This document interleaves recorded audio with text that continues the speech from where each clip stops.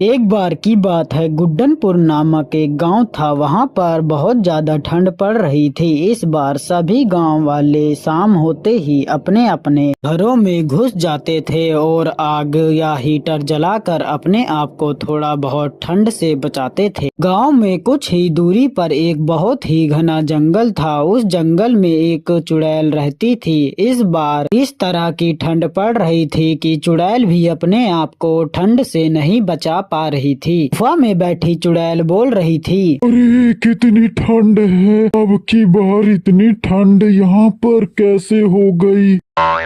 लगता है ये ठंड मुझे मार ही डालेगी। और मैं इस ठंड में बचूं तो बचूं कैसे। कहीं और मैं जा नहीं सकती, नहीं तो वहाँ की चुड़ैलें मुझे मार मार कर भगा देंगे। कि कहीं मैं इस ठंड से जम ना जाऊं। क्या करूं मैं, क्या करूं। कि चुड़ैल को कुछ गांव वालों की आवाजें आती है। चुड़ैल गुफा से बाहर निकल कर देखती है। कुछ गांव वाले आग जलाकर उसके आगे बैठकर अपने आप को ठंड से बचा रहे थे और आपस में बात कर रहे हैं। अरे भैया, इस बार बहुत ज्यादा ठंड पड़ी है ना। इतनी ठंड तो पहले भी नहीं पड़ती थी। हाँ भैया, यह बात तो तुम सही कह रहे हो। वैसे मैंने सुना है कि जो पहाड़ी पे वह इस बार बर्फ गिरी है। हाँ भैया, ये बात तुमने सही सुनी है। वो क्या है ना, ये शहर वालों की गलतियों की वजह से है। ये ग्लोबल वार्मिंग जो बढ़ रही है इतनी ज्यादा। हाँ, कह तो ठीक रहे हो, लेकिन हमारे गांव में भी तो कितनी फैक्ट्रियां हैं। चलो भैया चलते हैं। हमने तो लकड़ियां और खाने के लिए फल सब्जियों का इंतजाम कर ही लिया है और कब तक इस आग के भरोसे बैठेंगे। घर में जाकर कुछ देर हीटर चलाकर बैठेंगे तो थोड़ा आराम मिलेगा इस ठंड से। चुड़ैल यह सब सुन रही थी। चुड़ैल बोलती है, अच्छा, तो इन गांव वालों के पास ठंड से बचने के लिए बहुत से तरीके हैं। गांव वाले जा ही रहे होते हैं, तभी चुड़ैल उन गांव वालों के सामने आ जाती है और जोर जोर से हंसते हुए बोलती है, अब तुम लोगों के साथ मैं भी जाऊंगी और ठंड से बचने के लिए तुम गांव वालों के साथ ही रहूंगी। क्योंकि तुम गांव वालों के पास एक जादुई सामान है जिसे तुम बार बार यूज करते हो इस ठंड से बचने के लिए। चलो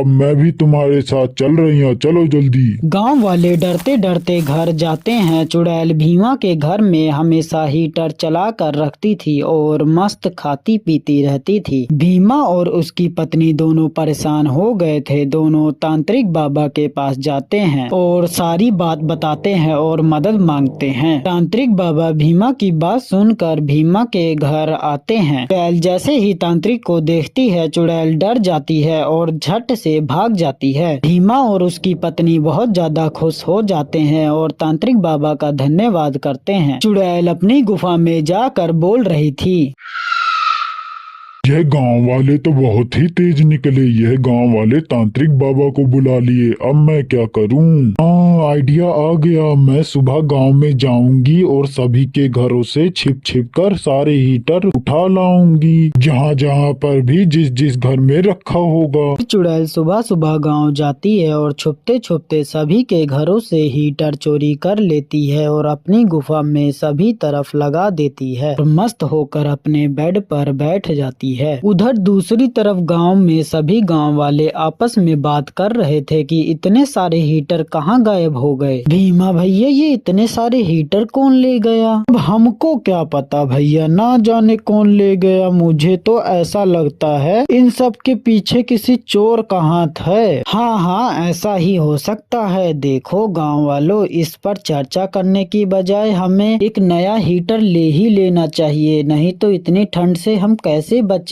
और कौन इतना टाइम वेस्ट करेगा इस सब के ऊपर। गांव वालों, सरपंच जी बिल्कुल सही कह रहे हैं। हमें एक नया हीटर ले ही लेना चाहिए और अब से उसका ध्यान बहुत ही अच्छे से रखना चाहिए। तभी गांव वाले नया हीटर ला लेते हैं और अपने हीटर को छिपा कर रखते थे। हीरा बिमला से बोल रहा था, देखो बिमला, इतनी ठंड पड़ रही है, ऊपर से इस नए हीटर में पैसा इतना लग गया। इस हीटर को तुम अपने से ज्यादा ध्यान रखना कहीं फिर से ना चोरी हो जाए। ना जाने कौन इतने सारे हीटरों को चोरी कर ले गया, ना जाने वो चोर कहाँ से आया था। हाँ हाँ, मैं इस हीटर को अपने से ज्यादा ध्यान रखूंगी। सब कुछ ठीक चल रहा था। फिर 1 महीने बाद गांव के सरपंच जी एक बैठक बुलाते हैं। सभी गांव वाले उसमें आते हैं। गांव वाले ये सोच ही रहे थे कि यह सब बैठक क्यों बुलाई गई है। सरपंच जी बोलते हैं, गांव वालों सुनो सुनो, अब की बार हमारे गांव का बहुत ज्यादा बिल आ रहा है और बहुत से जगहों पे बिजली के ट्रांसफार्मर भी खराब हो रहे हैं कुछ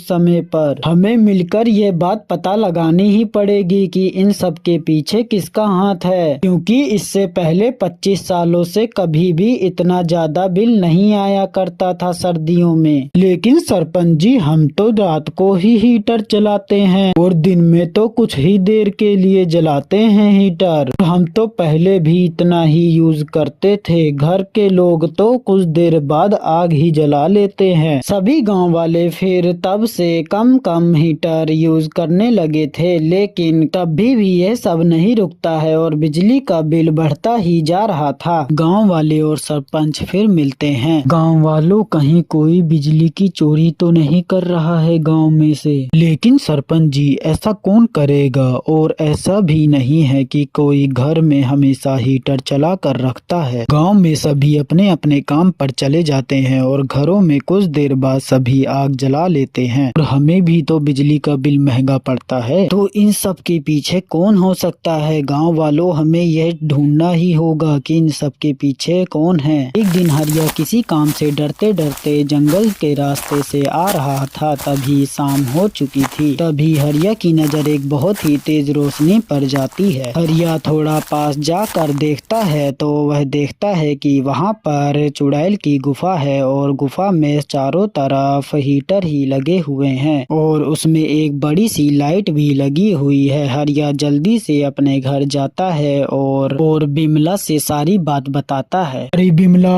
ओ बिमला, सुनती हो? मुझे पता लग गया है कि वो कौन है जो बिजली चोरी के पीछे है। वह एक चुड़ैल है। उसे बहुत ज्यादा ठंड लगती है। उसने हीटर लगा रखे हैं अपनी गुफा में। और ये वही चुड़ैल है जो कि भीमा के घर आई थी, फिर तांत्रिक के मदद से भगाया गया था उसे। अब मैं कल ही सभी गांव वालों को और सरपंच जी को यह बात बता दूंगा। अगले दिन सभी गांव वालों को और सरपंच जी को यह बात बता देता है। सभी गांव वाले सोचने लगते हैं कि अब करें तो करें क्या। गांव वालों, अभी तो तांत्रिक बाबा भी नहीं है गांव में और वो सर्दी के बाद ही आएंगे। हमें ही इस चुड़ैल के बिजली चोरी आतंक से बचना होगा। गांव वालों, चलो उस चुड़ैल के पास और उसके सारे हीटर तोड़ देते हैं। सभी गांव वाले जाते हैं और हीटर तोड़ने लगते हैं। अभी अचानक से चुड़ैल आ जाती है और सभी गांव वाले डर जाते हैं। चुड़ैल बोलती है, तुम गांव वाले यहाँ क्या कर रहे हो? क्या तुम्हें अपनी जान प्यारी नहीं है क्या? चुड़ैल, तुम्हारे इतने हीटर चलाने की वजह से हमारा बहुत ज्यादा बिल आ रहा है और कहीं कहीं ट्रांसफार्मर भी खराब हो जा रहा है, जिसकी वजह से हम गांव वालों को बहुत तकलीफें हो रही हैं। तो इसमें मैं क्या करूं? मुझे भी ठंड लगती है। मैं कहाँ जाऊं? ना ही मैं तुम गांव वालों को गांव में आकर परेशान करती हूँ, ना ही मैं तुम्हें मारकर खाती हूँ। चुड़ैल, हम आपके लिए एक घर बनवा देंगे जंगल में। आप उसके अंदर 2 हीटर भी चला लेना। बस आप हमारे लिए बहुत बड़ा बिजली बनाने वाला घर बना दीजिए अपनी शक्तियों से।